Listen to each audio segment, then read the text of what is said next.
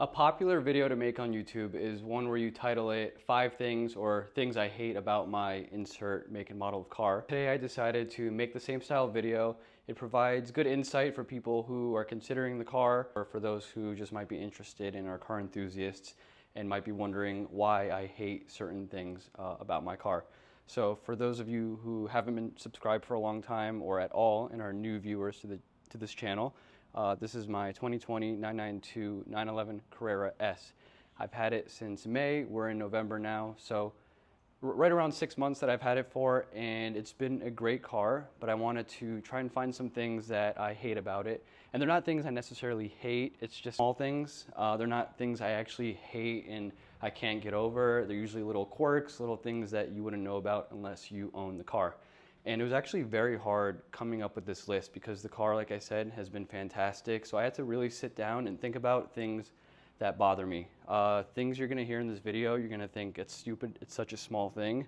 And again, it's because the car is so awesome that it was hard to find these little things. There are little annoyances, so feel free to comment, let me know if some things that you see that bother me about my car don't apply to other generations and different trims of the 911. So starting with number one thing that annoys me is I'm not sure what they call it, in BMWs it's called comfort access. So basically the keyless entry into the car. So rather than having to click unlock and have the door handles pop out, get in the car, you would keep the key in your pocket. So put it in my pocket, and I don't know if it's gonna work. It sometimes works, sometimes doesn't, but I should put my hand here and the door handle should pop out. And it did this time, but a lot of the times, I would say 30% of the time it works. So most of the time it doesn't. I'll put my hand under the handle, it doesn't unlock. And then the other way, or the other side of it is to lock it. So what you're supposed to do is just put your finger here, and it's working now. So my first annoyance didn't really translate to the video, but you gotta trust me, most of the time that does not work. This is a different day than the recording of the actual video, but I just wanted to show you that the car doesn't lock. It just happened to be that when I was recording the actual video showing you guys it worked, but now as you can see it does not work. I have to go in my pocket and lock the car with the key. So I end up having to take the key out of my pocket, which again is not a big deal, but it is a little bit annoying, especially if my hands are full and I have to reach down in my pocket when I don't want to. I gotta say, the touch feature over here does always work. So I don't know why the door handle one doesn't work every time, but at least the front one does. Next thing I want to talk about is the backup camera and how deceiving it is in terms of perspective and where you actually think the car is. It's very hard to know how much distance you have between your rear bumper and the subject or object behind you. So looking at the camera, all right, let me put it back in reverse. Looking at the camera, you think I'm right on top of my car, my other car that is. And if I get out, there's a good like 4 or 5 feet of space. Here, I'll go back one more time so you can see. Reverse. I mean, it looks like I'm just about to hit the car. No lines or anything to really gauge distance. So the backup camera, not very good. And I just can't get used to the perspective of how wide the angle is and how much distance I have. I'm about to hit it and I just don't trust myself backing up and trusting the camera. So the camera is not very good. It does have sensors, but don't trust those either. And I know there's other camera options that you could spec on the car. I think they have like 360 cameras. So in my case, I only have the rear backup camera and it is not good, as you can tell. So let me get rid of the backup noise. So moving on to number 3, and as you know, if you've noticed, I'm knocking out a lot of the things I hate just sitting in my driveway. I haven't mentioned anything about how the car drives, anything that annoys me in terms of driving feel, exhaust sound, anything like that. If you look around the car, which you're not gonna be able to notice because this is like a 4-second clip of what I'm asking you to do you notice anything missing? Okay, so if you notice, there are no buttons in the mirror for HomeLink. So programming your garage door opener, gate, anything like that. So where are the buttons for that? They actually are within the touchscreen menu, and I've programmed them to be in this little shortcut, which makes it a little bit more convenient. So I have my HomeLink here, which is my garage open and close, and when I had the valve controller, I programmed it to here. So you may say, what's so annoying with that? You get rid of physical buttons, and now you have them on the screen.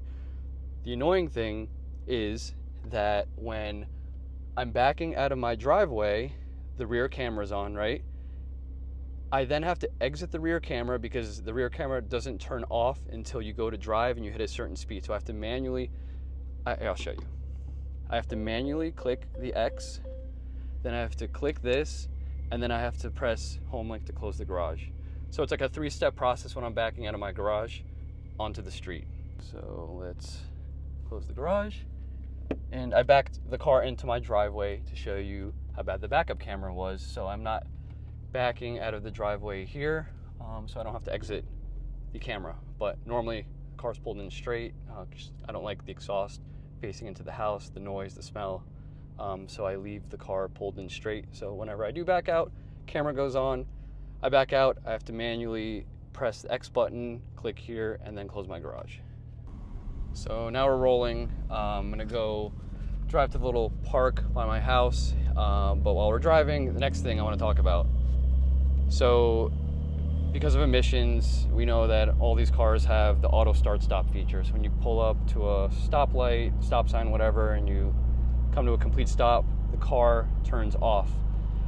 But pretty much every car has the button where you could disable that feature. Unfortunately, with the Porsche, it doesn't save the auto start stop switch off, that is. It doesn't save it when you restart the car.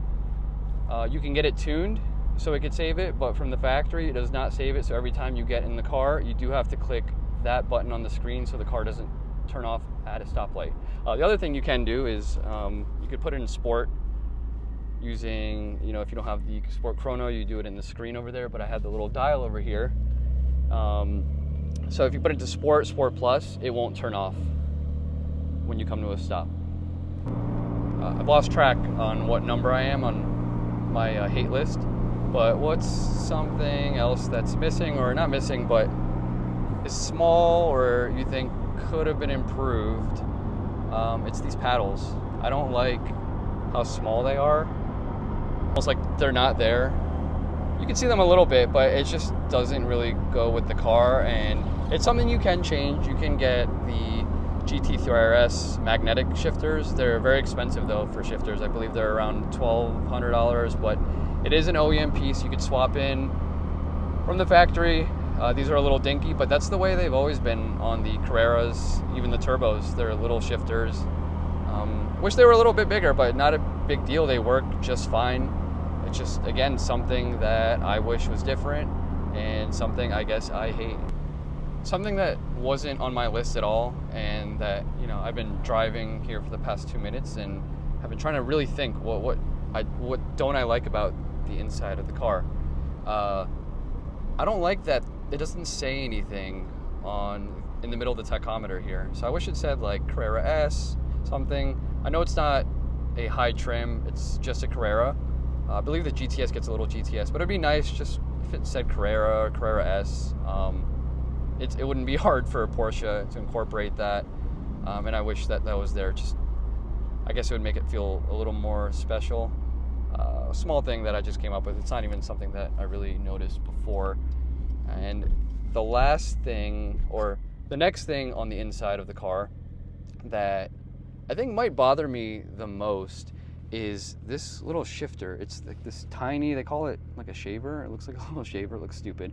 It has the rear, it has the reverse, neutral, drive, and then the park button is over here. Switch to manual shifting mode is over here. And that's the part that bothers me, the manual shifting mode. So when you switch to manual, you can only shift with the paddles. You can't shift with the shifter. Every other car I've had, even my BMW 328i, you could use the shifter over here to change the gears when you switch to manual mode. And sometimes it's just comfortable when you're sitting, not having to reach up and have your both hands on the wheel to shift gears. Sometimes it's nice just to push forward for downshift or backwards for the upshift. I like that about my M3. most recently. That's the most recent car I had before this. It was nice being able to, downshift over here and upshift with the other hand, not have to keep both hands on the steering wheel. Again, small quirk, but something that bothers me and I wish that they incorporated. I don't think it would have been hard for them to do because the GT3 has the shifter, where you can manually shift with your hand over here. Probably the only thing that bothers me from a driving experience perspective. All the other things I mentioned are very trivial, like HomeLink buttons, the camera. Who actually cares? It's not a big deal. This is the one where if there was like a retrofit for that, I would do that. I know they sell shifters that look like a shifter, but it doesn't change the features in terms of being able to shift manually. It just gives it a different look, and I don't really care to do that. It's not a big deal. If anything, I wouldn't want it to look like something it's not, so I'm gonna leave that alone and not change that. So let's put the car in park and head outside. And look, it says 911 Carrera S when you turn off the car. Why couldn't they have just put it right there? So it's always on the screen. So I drove to my spot over here. I always come here when I'm filming a video. It's nice and quiet, nice scenery, sun's going down, nice backdrop. Anyway, it was an excuse to drive the car, but I wanted to talk about the one thing I don't like about the exterior of the car. And I kind of fixed that slightly on my own. And that thing is that I don't have the sport design bumpers. So when I purchased this car, obviously it was pre-owned. I just got it 6 months ago. It's a 2020. I wasn't really aware of all the little features, and one of them being the sport design bumper. So the front doesn't bother me that much. I added these little, I think Tech Art calls them airframes. They're not from Tech Art, they're from the previous owner. They're carbon fiber, and he painted them. It gives it kind of like the Turbo S look, but without these paint matched pieces here. As you can see, it goes up. It looks very bad in my opinion. The front looks very plain, and the black plastics just go all the way across, and the mouth, or the front of the car, kind of looks like a big mouth, and not in a good way. It just looks wide. It doesn't give it the aggressive look. So again, the front doesn't really bother me in terms of the sport design bumpers, but the bumper that I don't like is the rear, and eventually I might change it to the sport design. I might not. I don't know if it's worth messing with, and it's something that many people probably don't notice, but this is the base bumper, and it has this awkward space of nothing. You have the license plate down here, and then all the way up to the Porsche emblem here in the taillight. There's nothing, and it just looks plain. So if you look up sport design 992 bumper, 992.1, because now there's a .2, so I don't want to confuse you, but the 992.1, the license plate is higher up. It's in the painted portion. You get a more aggressive diffuser, and on this one I tried my best to fix it, and I did that by, again, having the previous owner, he had these are like these paint matched pieces that go on this portion, so it kind of goes over the exhaust tip over here, and it extends more of the painted portion. I know that I said there's a lot of gap here, but without these it looks even worse. You have all of this painted portion, all this blank space, and then it just turns to black, like black plastic, and it just doesn't look good. So that's the one annoyance I have about the car. So if you're looking for a pre-owned 992.1, try and find one with the sport design bumpers. You might find one with a sport design front and not with a sport design rear, so watch out for that. If you do find one with an aero kit wing, factory aero kit wing that is, they always come with a sport design rear. So, and again, the sport design bumper thing is an option, so it's not like all 992s have this problem or thing I hate. It's just I was unaware. I probably wouldn't have not bought the car just because it's a cool color. Like, this is a chalk Carrera, and they're very hard to find. I was actually looking up at a curiosity the other day online at pre-owned ones, trying to find a chalk one, and there's very few online. So I'm happy with the color, not with the bumpers, but that's something I can change and not a huge deal. And again, this video is very hard to make. I really had to think and find and nitpick little things that I hate. And again, they're not things I hate that would turn me off from buying the car again. They're just little annoyances and things that if they were the other way, the car would be perfect and I would be unable to make this video. And I love how the first thing I mentioned was the comfort access not working. Oh look, It's not working now. I have the key in my pocket, as you can see here.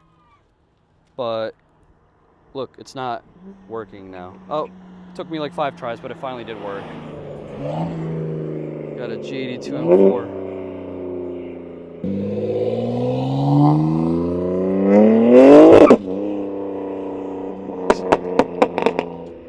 So just made a new friend. His name's Mike or Michael, but he stopped, and I actually took him. Here's his car. Anyway, I took him for a ride in my car, and he says he wants to trade his G82 M4 in for a Carrera now. So I know this video is things I hate about my car, but we had somebody come, and we have a little bit of love in the video. So just got back in the car, and I remembered the other 2 things on my list of things I hate. The last 2 are the ambient lighting, or lack thereof.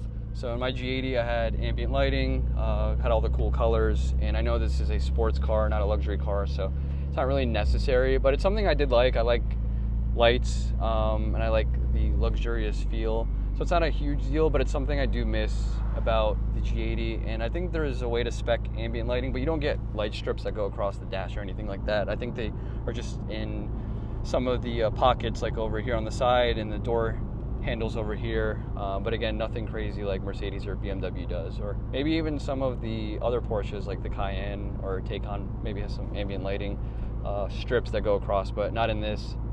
And then the final thing, and something that can be fixed, is the PDK creep.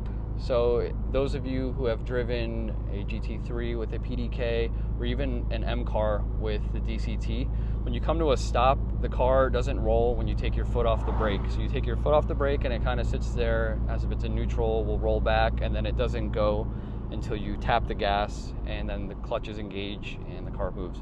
So the Carreras are tuned in the way where they act like a regular automatic with a torque converter. So you let your foot off the brake, the car will roll. And that's something that can be tuned. So that's one of the things I think I'm going to do eventually, is the PDK tune, which is going to help the shifting. And I'm going to get rid of the creep, so it's going to behave more like a GT3 with a PDK or an M car with a DCT. My full list. I don't have anything else. Like I said in the beginning of the video, there are small annoyances and not necessarily things that truly bother me about the car, and I had to dig deep to make that list up. I sat down and I'm like, what bothers me? And I just started writing things down. So as you can tell, I love the car. The things that I mentioned in this video are very small, and those of you who might be thinking about buying a 911, whatever trim it is, maybe these little things will help you determine what specs to look for, what things to not look for, or maybe you're just watching the video for entertainment purposes. Let me know in the comments what you agree with, what you disagree with, if you do or don't own the car. Are the things I mentioned things that bother you? Is there something that maybe I missed that you know about the car and that I didn't mention? I think I've hit on everything. If you notice, I didn't mention one thing about the driving dynamics of the car, the way the car sounds, or any of the actual driving characteristics, which tells you that the car is great. And if you enjoyed the video, drop a like. If you're new to the channel and haven't subscribed, please do so. This is my 911, and I'm looking to do a lot more content in the coming months, weeks, and years. So thank you for watching, and I will see you in the next one. A quick little PS to the end of the video that I just thought of. Brake dust. So, I mean, that's every sports car. I just cleaned the wheels this morning, so this is like 20 miles or less of driving and you already have brake dust. But that's any sports car that doesn't have like carbon ceramic brakes, so it's not something specific to the 911 at all, but something I did want to quickly mention that is annoying with, you know, having a sports car and having the 911 is the brake dust is a pain in the ass. If you guys have any suggestions about brake pads that you can get for the 911, again, I'm new to the platform. I always had BMW, so I know the different brands of different pads you could get that are low dust.